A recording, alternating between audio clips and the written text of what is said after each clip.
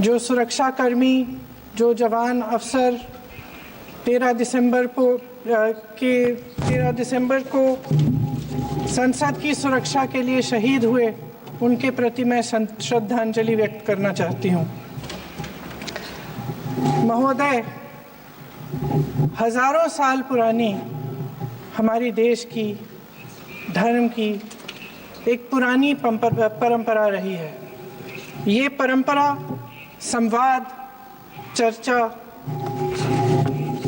की रही है। एक गौरवशाली परंपरा है जो दर्शन ग्रंथों में, वेदों में, उपनिषदों में दिखती है। वाद विवाद और संवाद की हमारी पुरानी संस्कृति है। अलग अलग धर्मों में भी, इस्लाम में, सूफियों में, बौद्ध धर्म में, जैन धर्म में, सिख धर्म में भी ये वाद संवाद, ये चर्चा बहस, इसकी संस्कृति रही है।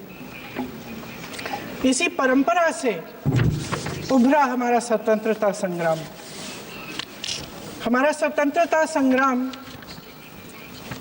विश्व में एक अनोखा संग्राम था, एक अनोखी लड़ाई थी जो अहिंसा और सत्य पर आधारित थी। ये वाद संवाद की जो परंपरा है, इसको इस संग्राम ने आगे कैसे बढ़ाया?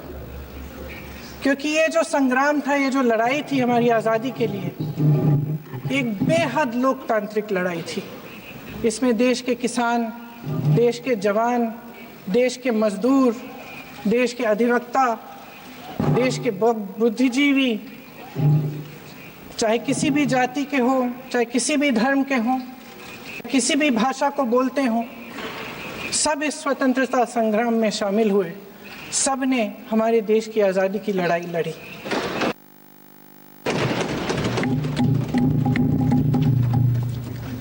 और उसी आज़ादी की लड़ाई से एक आवाज़ उभरी जो हमारी देश की आवाज़ थी। वो आवाज़ ही आज हमारा संविधान है। साहस की आवाज़ थी, हमारी आज़ादी की आवाज़ थी, और उसी की गूंज ने हमारे संविधान को लिखा और बनाया। ये सिर्फ एक दस्तावेज नहीं है। बाबा साहेब अम्बेडकर,